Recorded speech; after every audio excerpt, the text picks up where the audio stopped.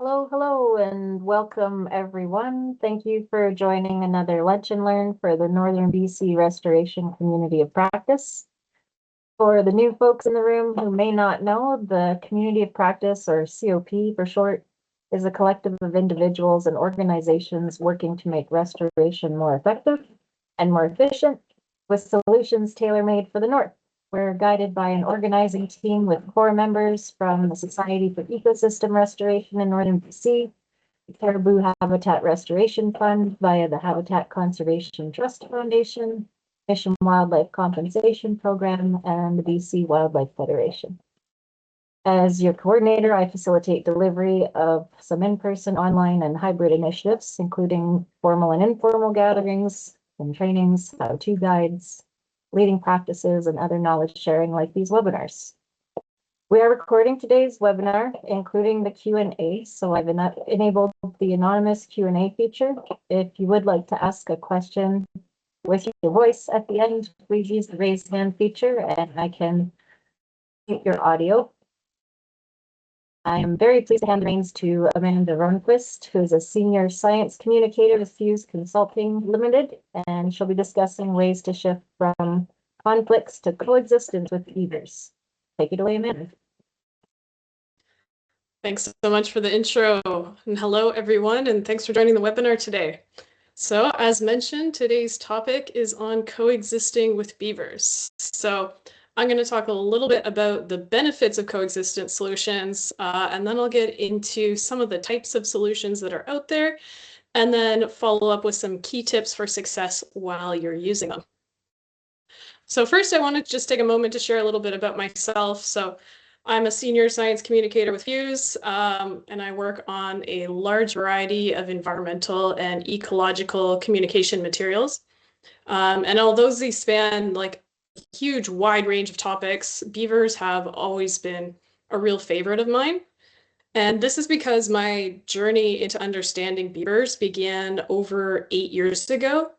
I was getting my undergraduate degree in environmental earth sciences at the University of Saskatchewan, and I decided to take on an undergraduate project looking at beaver dam persistence during floods. And it was that project that really just sparked this fascination for beaver dams. And it led me through a master's degree focusing on ecohydrology. So I looked at the huge variety of beaver dam types in the Kananaskis area of Alberta. And then now working for Fuse, this kind of legacy of beaver work, I've done a few projects for the University of Saskatchewan, but the majority of the work that I've done has actually been for a nonprofit organization based out of Oregon called Project Beaver. And I've worked on quite a few different guidebooks and illustrated info sheets for them, explaining the benefits of beaver and coexistence and everything beaver. So why choose coexistence? So what are the benefits of choosing coexistence over more traditional beaver removal methods? And to understand that, you need to understand that coexistence is becoming increasingly popular for a few different reasons. And one of those reasons is there's been a shift over time in how we view beavers as we learn more about them. So if you can tune your memories into Canadian history class, you'll remember that originally beavers were just this fur resource in Canada. And during the fur trade, they were killed in exceptionally high numbers. They were almost extirpated from North America to make hats for Europeans. And then once the demand for fur pelts kind of waned and decreased, there was this shift, and beavers were seen as mostly just this nuisance animal, as this rodent that flooded areas and damaged infrastructure. But we're seeing another shift, another change in perception now, as a lot of research has come out about beavers, and they're increasingly being seen as stewards of the land. And this is continuing and snowballing as more and more of this research and more of these benefits of having beavers on the landscape are communicated and understood. because they create these incredibly resilient ecosystems. And anybody who has read anything about beavers, you've likely come across this phrase, the beavers are ecosystem engineers. It's in every single beaver-related research paper or report. But it is this engineering ability that is responsible for so many of these positive benefits that we see around beaver wetlands. So everything from water retention to water quality, carbon storage, an increased biodiversity, especially for birds and amphibians. We're seeing some wildfire resilience and more. But it is also this engineering ability that is at the very center of the coexistence struggle. And the reason why conflict with beavers is so prevalent is because we tend to fight over the same waterfront properties. We both love to alter our environment to fit our needs. And unfortunately, we tend to have very different ideas about what that alteration should look like. But since the end of the fur trade, after that decimation of the population, the number of beavers on the landscape has been increasing. And this means that the chance of conflict is increasing as well. And to put this into perspective, so some of the highest estimations for beaver populations in North America before Europeans arrived are like 40 million beavers. And in comparison, today, the estimate of beavers in North America is about 10 million. So the landscape has the ability to have a lot more beavers on it. And what is keeping them at these lower population numbers is primarily this conflict with humans, as we've taken over so many of these waterways that they would consider prime habitat. And in addition to that, with climate change, the range that in the north that beavers are able to live in is moving further and further north as the limits of the shrub and the tree growth extend towards the poles. So as these perceptions and these attitudes have changed about beavers, so are the management strategies we are using to coexist with them. So traditionally, managing beavers has meant focusing on trapping, lethal removal, removing them, shooting them. And then in terms of the dams and the ponds, usually it would involve getting machinery in there to pull out the dam, or if you have a plugged culvert, getting people in there to manually pull out those branches, those sticks, that mud, and clear it out. And this would be done repeatedly with the hopes that new beavers don't move in the next day, which often they do. And in contrast, now there's numerous ways to coexist are being promoted. And these solutions allow beavers to remain on the landscape while controlling some of their activities. So 3 of the kind of biggest management strategies right now are kind of pond levelers, and these are installed in beaver dams to control flooding and water levels. Culvert protection strategies. So these encompass a variety of solutions that go on the ends of culverts to keep beavers from plugging them. And then there's also tree wrapping. So beavers have a tendency to cut down and take, mature, beautiful trees that people are very attached to. So there's solutions to protecting them as well. And the amazing thing about moving from this idea of reactive management into proactive management is not only do beavers get to stay and all of those benefits that we talked about are on the landscape, but these strategies are also a lot less expensive over time. So it's kind of a win-win. And a little bit of perspective on this. There was a study done in 2018 by Dr. Glynis Hood from the University of Alberta, and she found that municipalities in Alberta, for example, spend more than $3 million annually on beaver-related repairs and flood mitigation. And I don't want to know what that is with inflation these days. And it's not just cost savings either. So we can see here the cost savings, and that really ties in with time savings. As I mentioned, reactive management usually gets stuck in the cycle of repeated dam removal. And that's where the costs really start to add up. It's rarely a one-time thing, because if beavers are moving into an area, they're building dams, it's usually because it's great habitat. And removing those dams and draining the ponds and shooting the beavers are a temporary solution until another beaver finds its way into that habitat and restarts the process all over again. And then, of course, like I mentioned, it's better for the environment. And not only because of the beaver benefits, but also because removing dams usually involves getting machinery into waterways, which is never great for the waterways.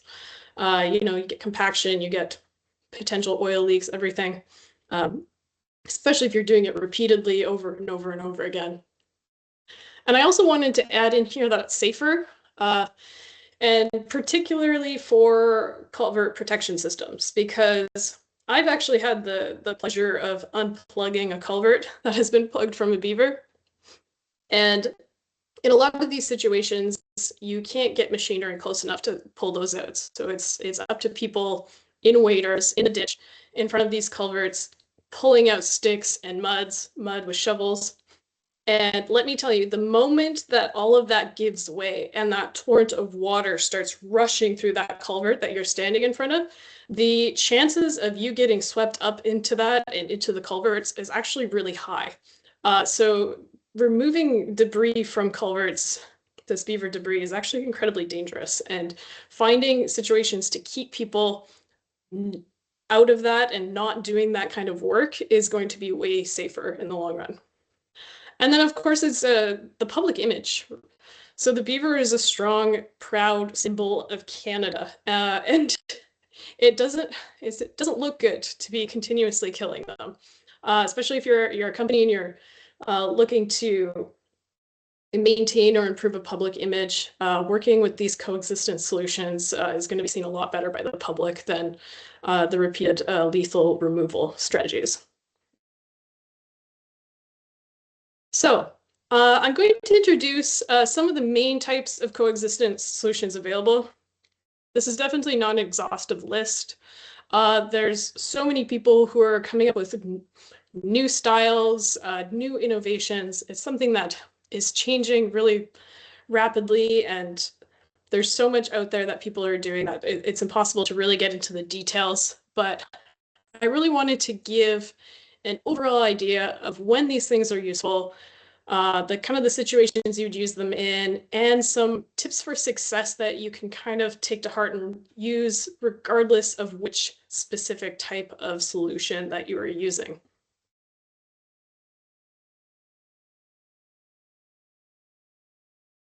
So I have to put this in here. I know that this is not always applicable to a lot of situations, but the most effective coexistence strategy will always be planning to avoid conflict in the first place. And that doesn't help you if you already got a situation on your hands, but it can help you in the future.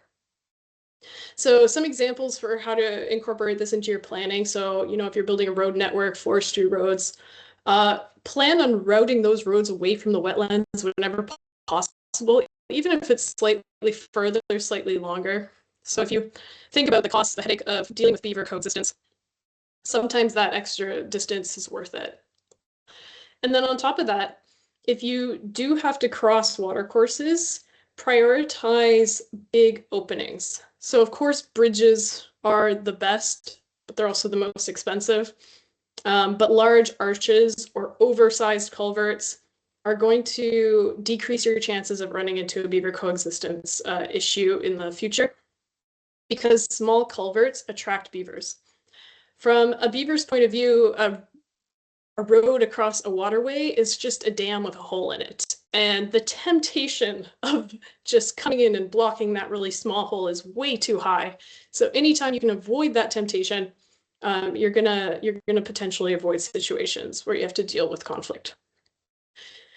And then, of course, just building your infrastructure up and away from potential beaver habitat. So not even just areas where beaver are already established, but think about in a system, if you have beavers upstream and you have beavers downstream, when the kids disperse from their parents looking for a new habitat, there's a pretty good chance that they might take that over. So trying to think about what makes a good beaver habitat and whether or not beavers are going to move in there in the future can also help you anticipate these changes and anticipate potential conflicts. And then in terms of the vegetation component, planting native tree species. So there are species or pairing species that have evolved alongside beaver. The number one species is willows. If you cut a willow, the reason that they resprout kind of 4 or 5 times after being cut is because of beavers. So they're really resilient to that. And then beavers also love deciduous species. So if you want to increase your chances of not having beavers take the trees, your best bet is to plant conifers. All right, so let's get into kind of the first type of coexistence solution that was on my list, and this is pond levelers. So these go by a lot of different names, and there are a lot of different variations of them. Some people call them beaver bafflers. I know there's some other names out there as well that I don't know. And these are not particularly expensive structures. Most of the materials that people use to build these can be found at your local hardware store, and you're looking at costs of like, $1,000 or $2,000, like really not much in terms of coexistence compared to, the costs of getting someone to run an excavator for a few hours. They can be a DIY situation, but there are more and more professionals, more and more companies out there that are installing these for people. And the purpose of it is to control the water level by creating a permanent leak in the beaver dam. So wherever you place the pipe on the beaver dam, the bottom of this pipe is going to be the height of your pond. And pretty much all variations of these include these two components. They'll have a pipe that goes across the dam. And then on the upstream side, they're going to have a cage around the intake. And the purpose of the cage is to keep beavers from finding the inlet and plugging it. And these are a great solution if you have a beaver pond and a dam and the beaver can stay there, but it can't get any deeper. So if at the current level, or if it was a little bit lower, then it would be fine for the beaver pond to stay there, but you're worried about any increases in water level, this is a good solution for that. And then for some keys for success for this is, number one is allow the pond to be as deep as possible. And related to that, ensure the entrances to the lodges or the dens remain underwater. And I'll explain what I mean by that after. And then in addition to that, keep the cage free of debris, minimize the sound of running water, and follow a maintenance plan. So usually a good maintenance plan and related to keeping the cage free of debris is to visit these things in the spring after the high flows, and then once in the fall after the leaves have fallen. So in the spring, the purpose of visiting it is to make sure the high flows have not damaged or moved it. And then in the fall, you can visit to make sure that the leaves or debris of the fall have not kind of gone around the cage and started what might be considered a little bit of a dam, because if too much of that builds up, it can kind of give a clue to the beaver of how they can thwart these things.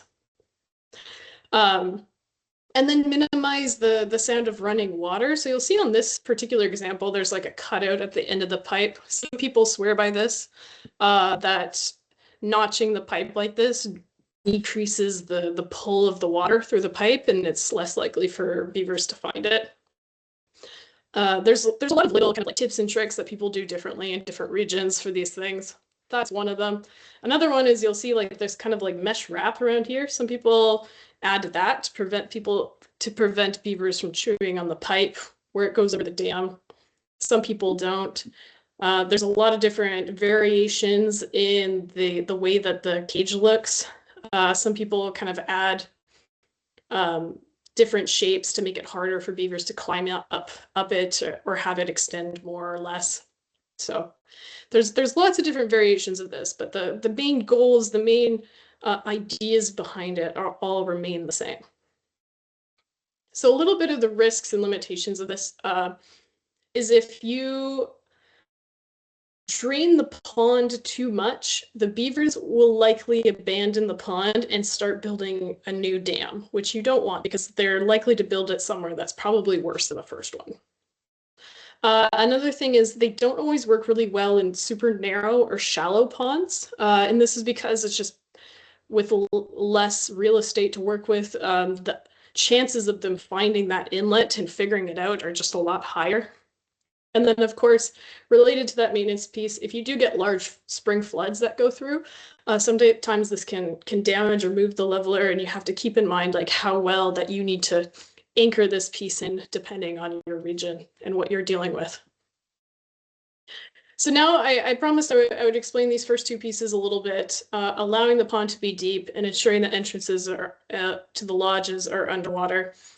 And to do that, we're going to have to take a little foray, a small detour into understanding a little bit about beaver habitat and what they need. So the main things that a beaver needs on the landscape are deep water for safety. And this is because beavers are really great swimmers, but they're really terrible, awkward things on land. If you've seen a video of a beaver walking, they're adorable, but they're clumsy. And for evading predators, that's not good. So they need that deep water to get away from predators, and also because this is where they keep their lodges and their caches. The next thing is vegetation for food and building. And like I said, beavers prefer deciduous vegetation. They eat only that cambium layer around the tree. They don't eat the wood itself. So they'll eat that layer around and they supplement that with some herbaceous veg, and then they use the wood to build with. So they actually, a lot of people think that they take a lot more than they need, but they actually, when you're only eating that very like small layer around the tree, they need quite a bit of that material in order to sustain themselves. And then the last thing to understand is beavers are very territorial. They do not like sharing their areas with beavers that they're not related to, and they will establish kind of these large areas that they will fight for. So a single beaver family might need a lot more stream than you think they do. And this is what I'm talking about, keeping the beaver lodge entrances underwater. So on the left here, you can see this is a typical beaver lodge that they would build in the center of a pond. And underneath, they have these entrances. And if the water levels, by installing a pond level or whatever, drains below these entrances, they will abandon the pond. So it's really important to understand what that level needs to be when you're installing one of these, to ensure that they're going to stay in that pond and not start building somewhere else. But this is also important to understand kind of in this main pond where they're living. So beavers rarely just build one pond. They'll create what's called a beaver pond complex. So they'll create multiple dams in a row. And you can usually figure out which one they're living in by the presence of the lodge, and they also keep a cache of vegetation. But if you don't see one of these lodges, it's usually because they've created one on the bank. So they can also dig these into the bank and have one there.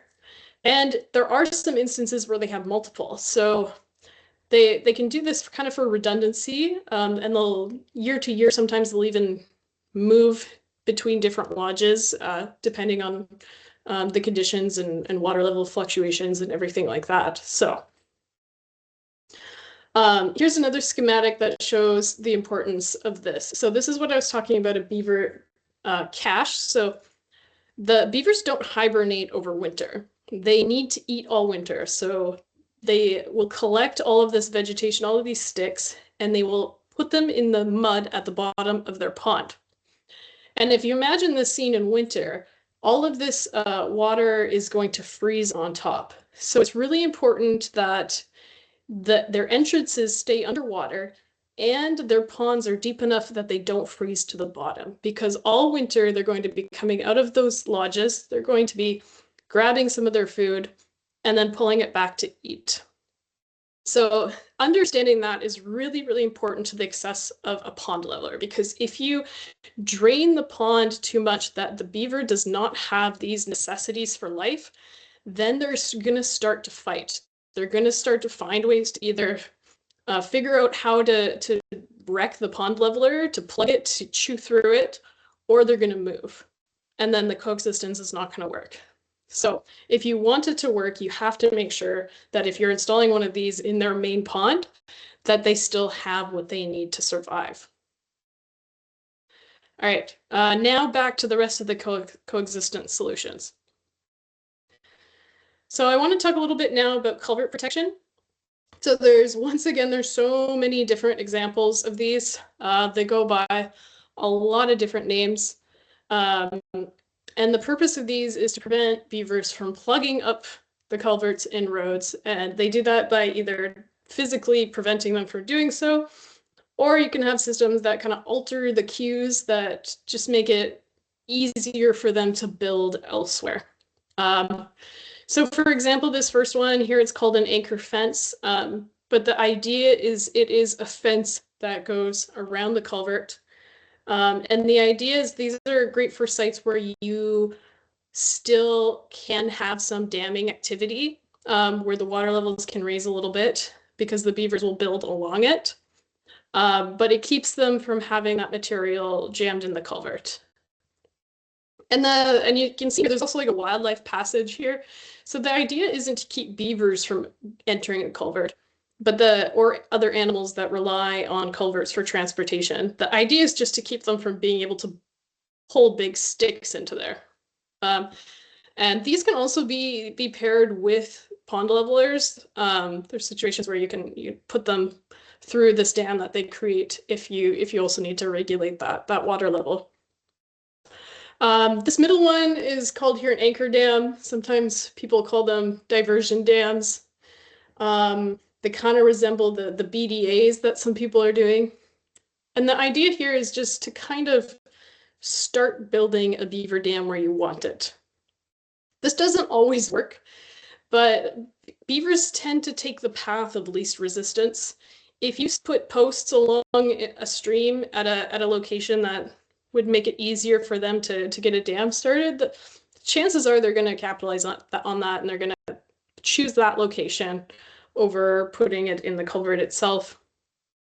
And people tend to go for this in situations where you're not allowed to have fences in the stream for whatever reason. And like I said, they're not always successful because it's kind of more of a push to get the beavers to build in a certain place, but it doesn't prevent them from actually plugging the culvert if they desired. The last one here is called a trapezoidal culvert fence here, but they come in a variety of different shapes. I've seen ones that are just really long rectangles, some that kind of come to a point.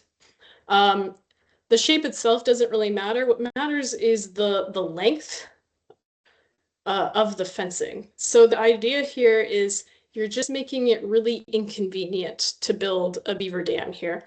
So like I mentioned before, roads are just dams with a small hole in them, and they're really enticing. So this takes away that enticement. So instead of just being able to plug a really small culvert and have a beautiful dam, the beaver then has to build a dam all the way around this fence.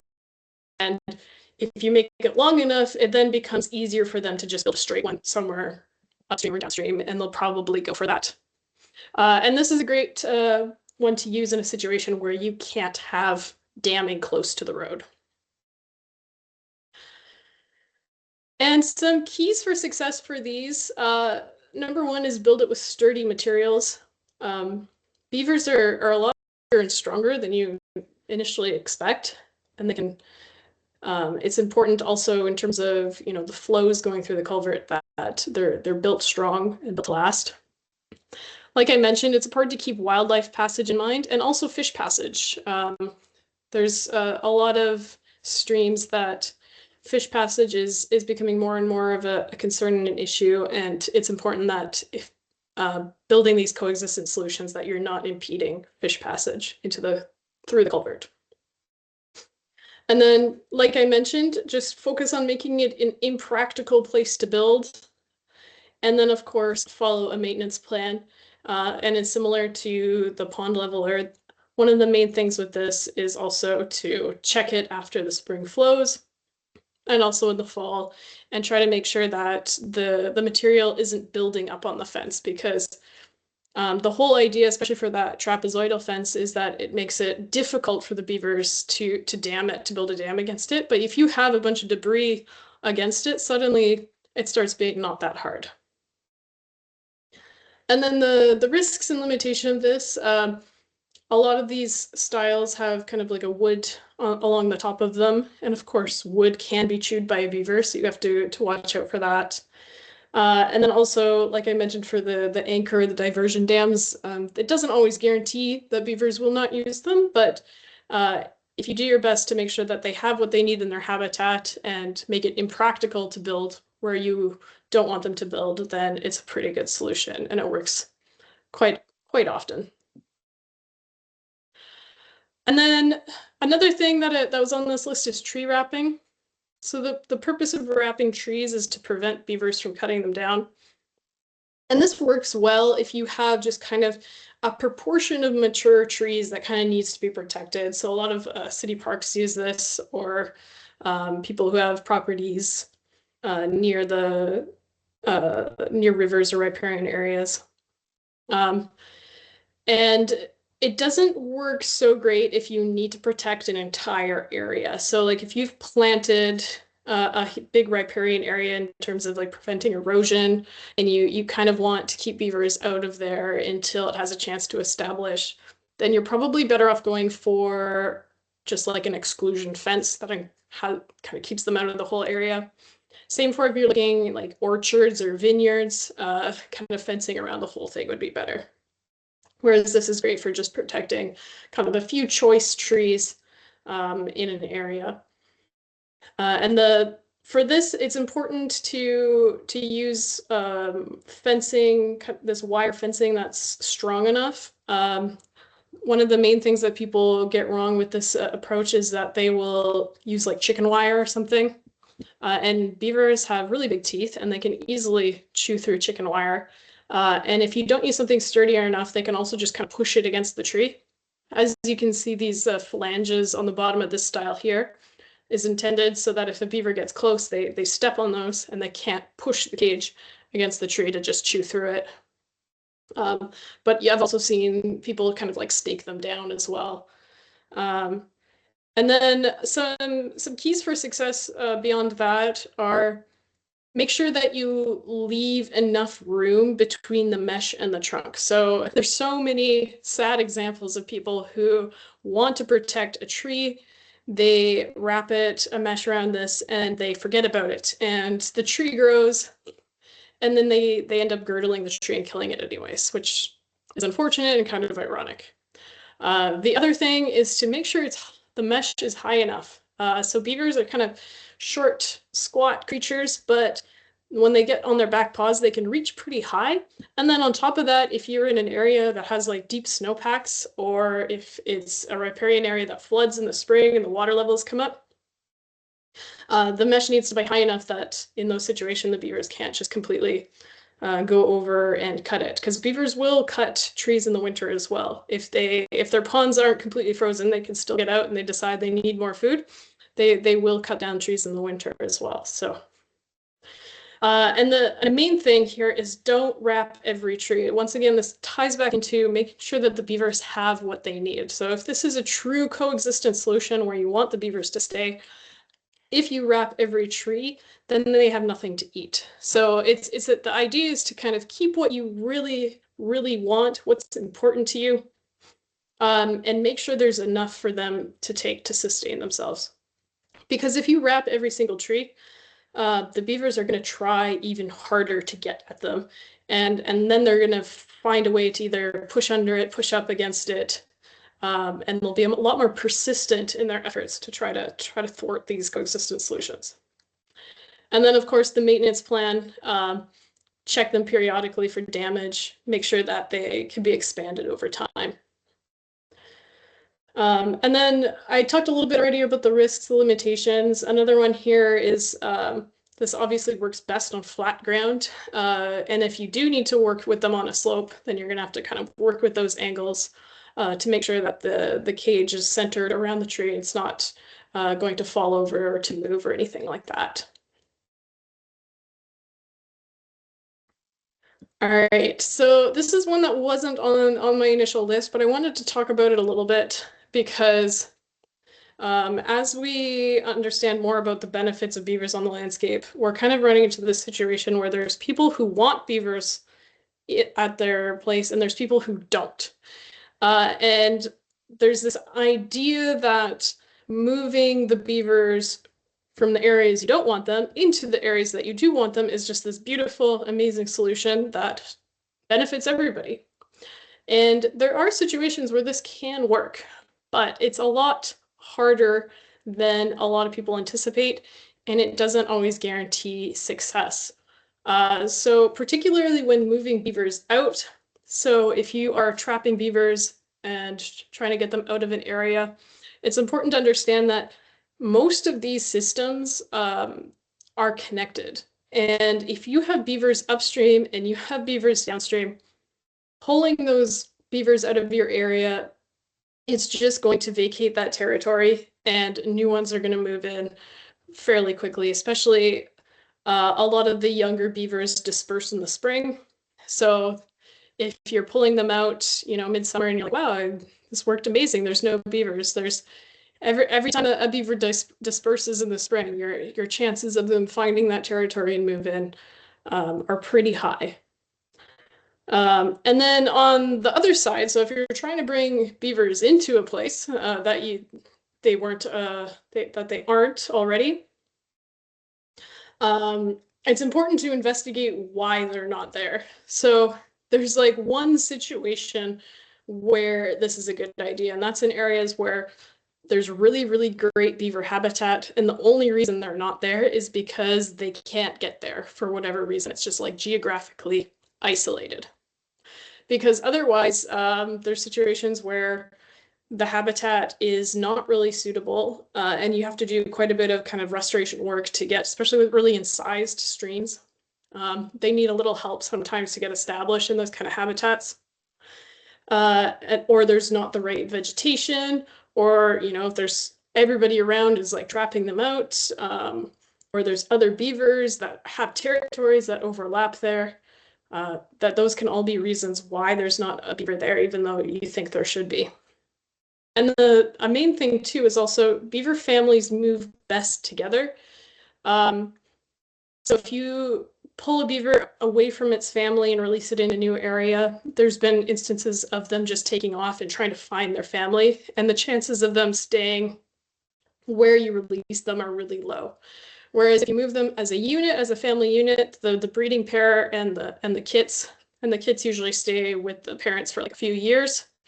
So you can have, a pretty decent sized beaver family that you have to find and trap and move together, which means you probably also need a place to house them while you're getting all the family members together in order to move them and release them all together. And it's logistically starts being very cumbersome to do. So in essence, the live trapping, the relocation is possible, but it's not a great solution in a lot of situations, and there's a lot of logistics associated with it, and it should be kind of used as more of a last resort if all of these other options are not working.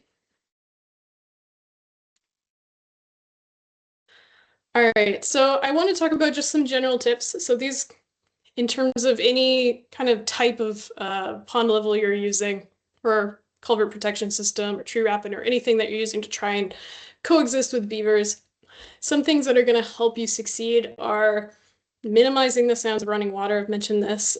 Beavers dam when they hear running water. That is their main environmental cue to start building. So anytime you can minimize that trickling noise, that splashing noise, it's going to not attract them to that area where you don't want them to be. The next thing is just make it impractical as you can. So beavers, like a lot of mammals, they have high energy consumption. They need to survive cold, hard winters, and they don't despite their reputation for being industrious and busy, they don't want to spend a lot more energy than they have to get their setup, to get their pond complex the way that they want it.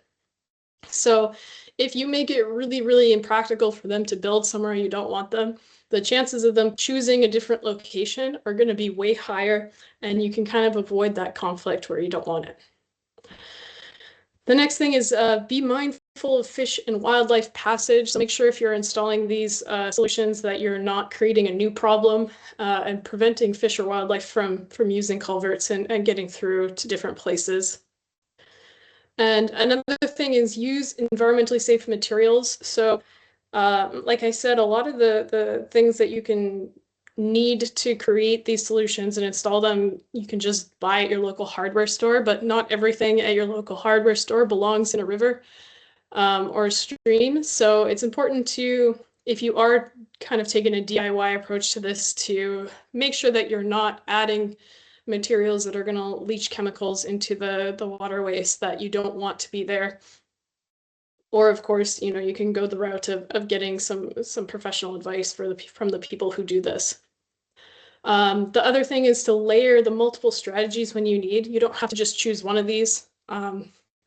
Use multiple. There's also more that I have not presented here. And depending on your site, you can put multiple pond levelers in multiple ponds. You can combine culvert protection with pond leveling. You can wrap some trees on the shore. You can layer these strategies together to make sure that you and the beaver are both getting what you need from the habitat.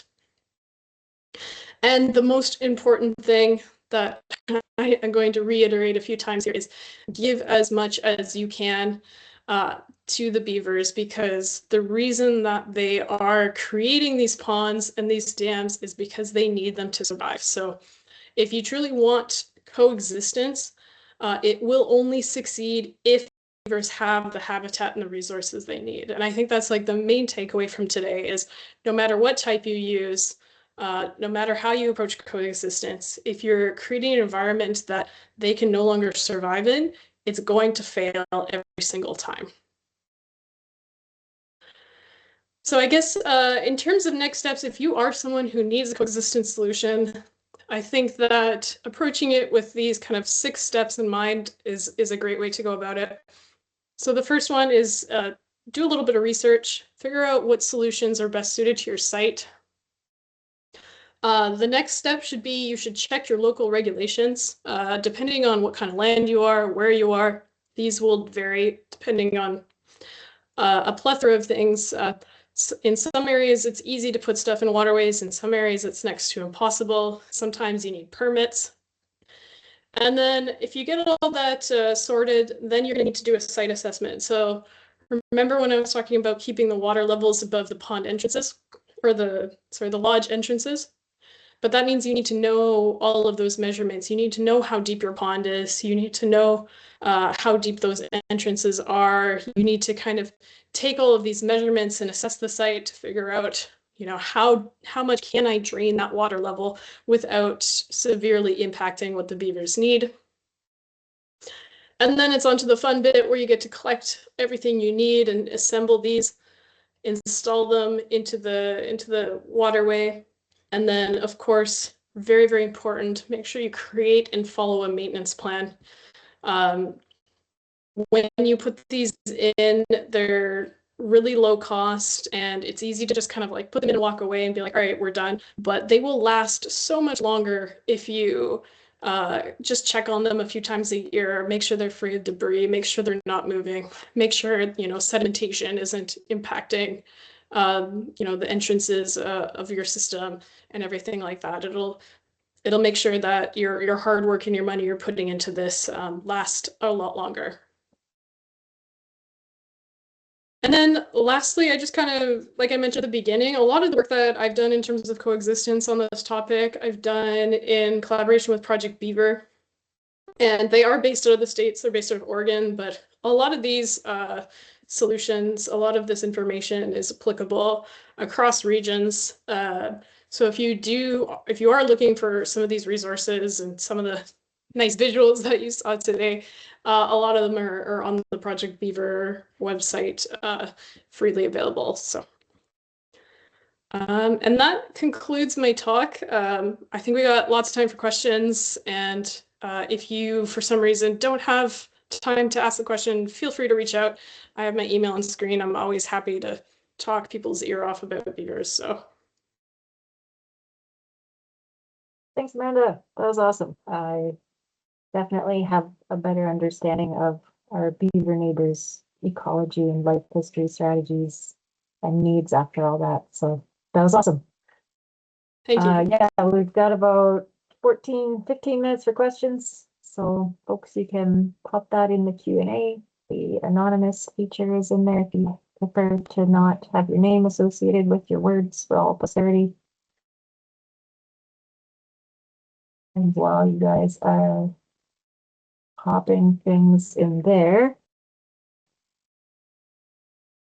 I'm just turning on mic features. Easier to moderate if you use the raise hand option in Teams, which should just be up at the top of your screen. I saw a bunch of you found the React applause feature.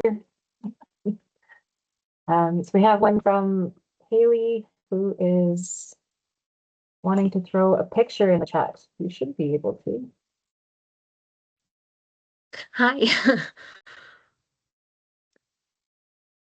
We have a pond leveler in and are just about to replace a footbridge next to a campsite. The beaver has started building next door. Any suggestions for replacing this bridge? Well, I don't know if you're going to like my answer, but the best solution is to move your bridge. That's okay. Yeah. Going back to that first coexistence solution, the best way to coexist is to kind of get out of their space. And it's a really cool spot. And if you have a campsite, I'm sure you're there to like be close to nature and to see these guys. So if you can look for a spot to just kind of move the bridge up or downstream a little bit, I honestly think that would be the best solution here, and give them the space that they need.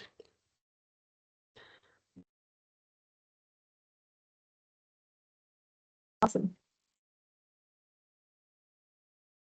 Do you want me to just go through and start answering these, or do you want to read them out first, May? Oh gosh, either's fine. I'm happy to read them out.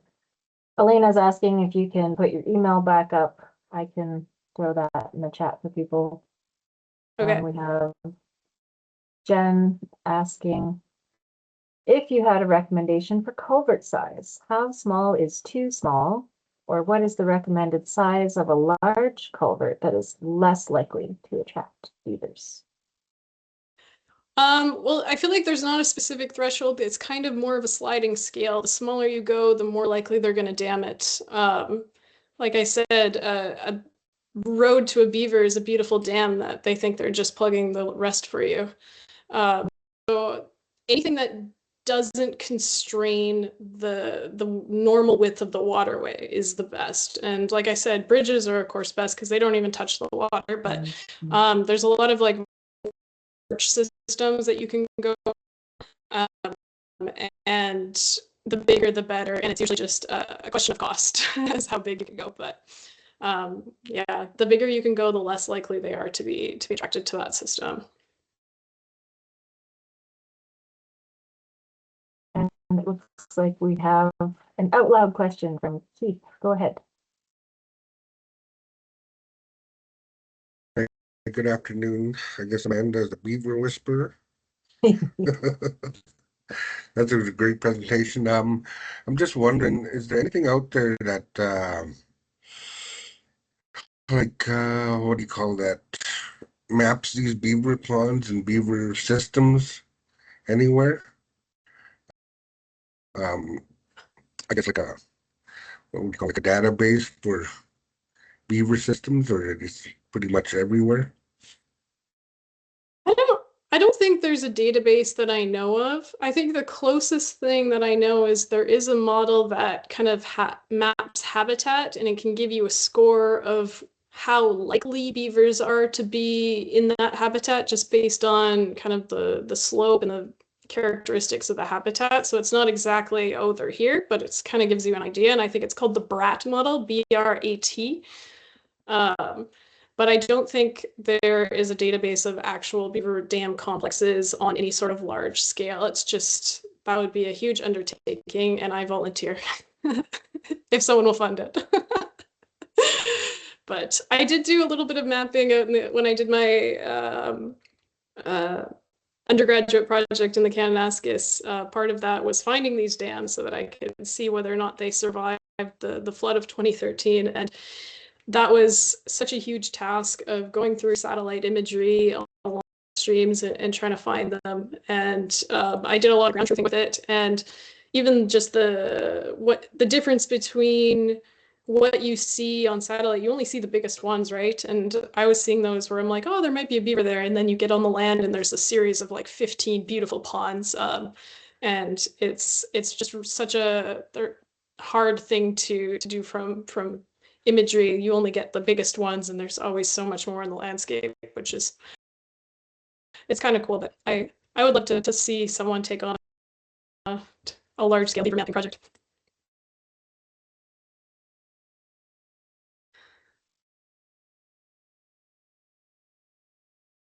Who's going to apply for the funding? Other questions in the room?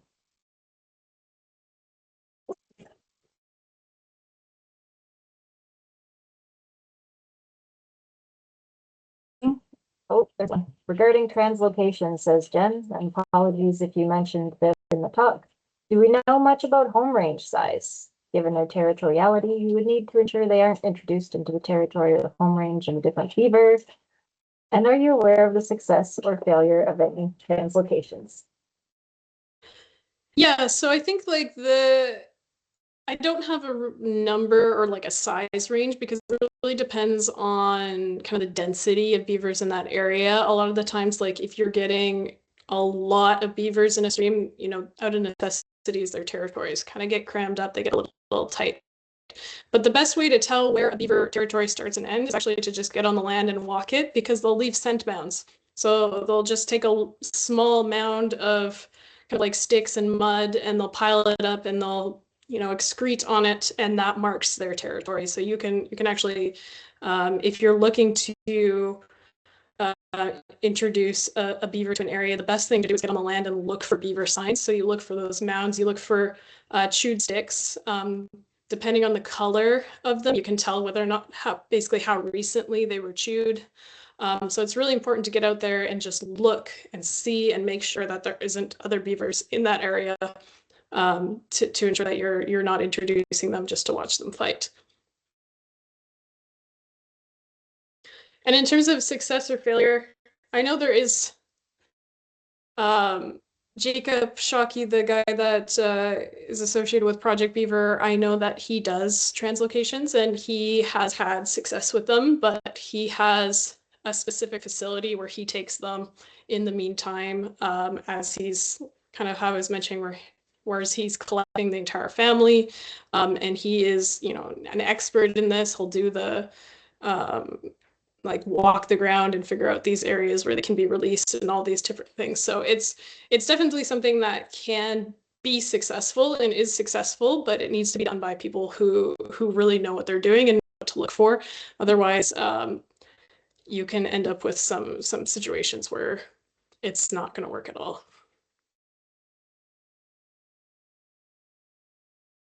Oh, we do have someone who's done some beaver mapping.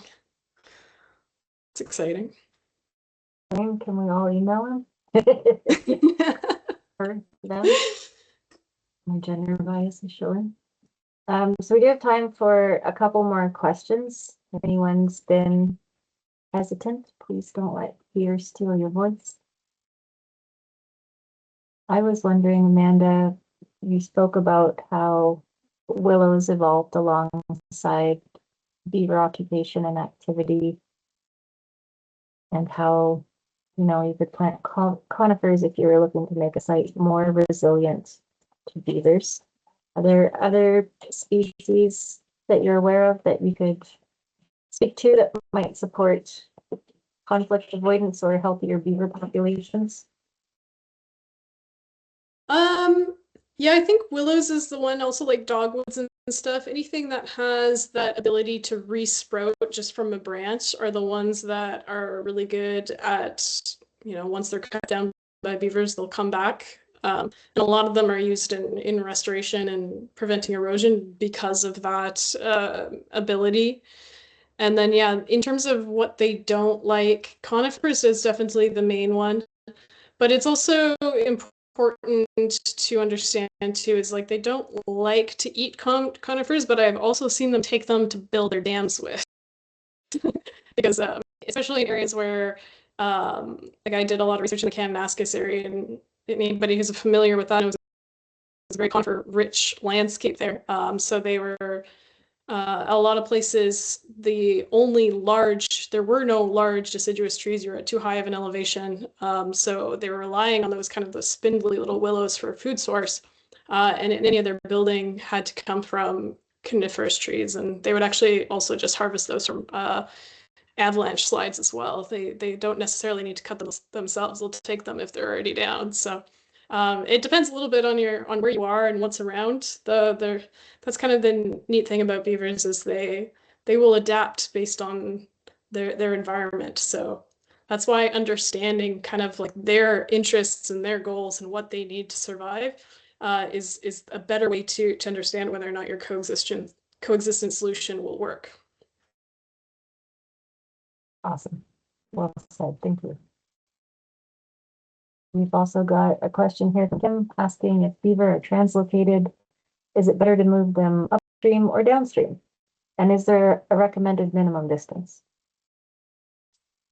I think if you're translocating a beaver, you want to move them kind of into a new watershed. Move them a little bit upstream, like they're just gonna come back. They can pretty long distances, and are known to kind of like scope out areas around their territory, so they're probably familiar with the region. And there's also cases of beavers trying to find new habitats who'll venture over land.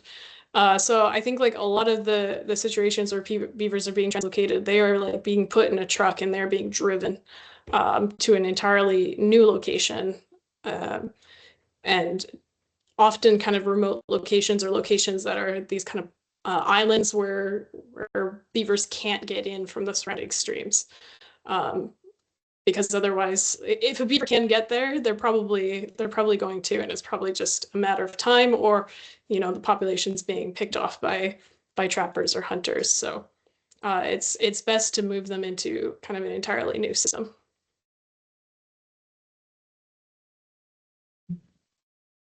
I think for your last question, we have, Kim says, thanks. For your last question, we have one from Mary in the Q&A. Hello from Northern Illinois. Whoa, long ways off. How thick around does a tree have to be in order for a beaver to pass it by? In other words, at what size does the tree become unmanageable for the beaver to fell? I have not seen the limit. I've seen beavers take really, really, really big trees. And it takes them a really long time to cut them down, and they will actually, a lot of the times, not cut through them in all the way. They'll cut kind of part way or halfway through, and then they'll leave it to the wind to take it down. So that saves them a little bit of time and energy. But I don't think there is a maximum limit for how big a tree has to be. Especially like once they do fell it to move it, they're going to be cutting it again and again into smaller pieces and then floating it on. Usually they'll create a system of canals so that they can limit how far they have to drag it, and then they'll just float it to wherever they need to be. So yeah, I've seen really, really, really big trees being taken by beavers, so I couldn't tell you if there is even an upper limit for that. Thank you. Okay, there's one more question. Valentina has some kudos for you and is wondering if you've done any beaver coexistence materials for younger audiences. Definitely a demand for that in Washington State. No, I haven't really gotten into that too much, but if anybody has the demand and wants to work on it together, I'm game. So there you go, Valentina. You've got her email in the chat. I would love to. Thank you again, Amanda, for leading our Lunch and Learn today. And I'm just very grateful for all the information that you shared. This Yeah, of recording will be up on our YouTube channel, and we have 3 more webinars in the desk season. I'm trying to get us a couple more, but I hope to see you all again at future initiatives like these. So until next time. Great. Thanks so much, everyone, for coming.